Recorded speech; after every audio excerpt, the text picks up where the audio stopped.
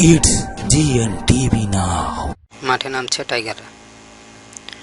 নিউজিল্যান্ডের বিপক্ষে আগামীকাল বৃহস্পতিবার শুরু হচ্ছে 2 ম্যাচ সিরিজের প্রথম টেস্ট।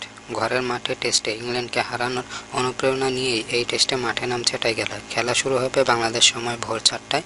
ওয়েলিংটনের স্থানীয় সময় বুধবার দুপুর 1টায় মূল ভেন্যু ভেসিন রিজার্ভে প্র্যাকটিস শুরু করে মুশফিকুর রহিমের দল।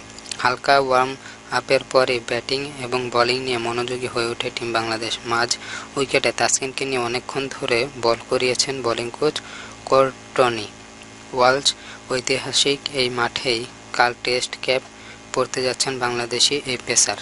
নেটে ব্যাটিং করেছেন অধিনায়ক মুশফিকুর রহিম, তামিম ইকবাল, সাব্বির রহমান ও সাকিব আল হাসানরা।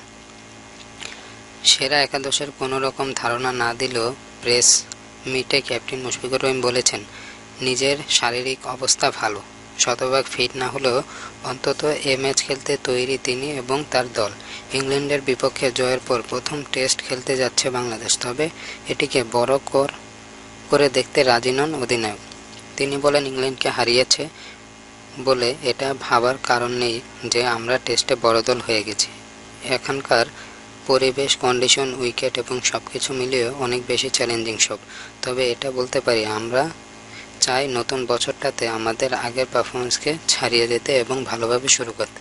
টাইগার অধিনায়ক বলেন, আমরা জানি একটা টেস্টে ভালো করতে তার শুরুটা কতটা জরুরি। আশা করি আমরা তা পারব। সবাই মাশাআল্লাহ তৈরি আছে, এখন শুধু নিজেদের প্রমাণ করে।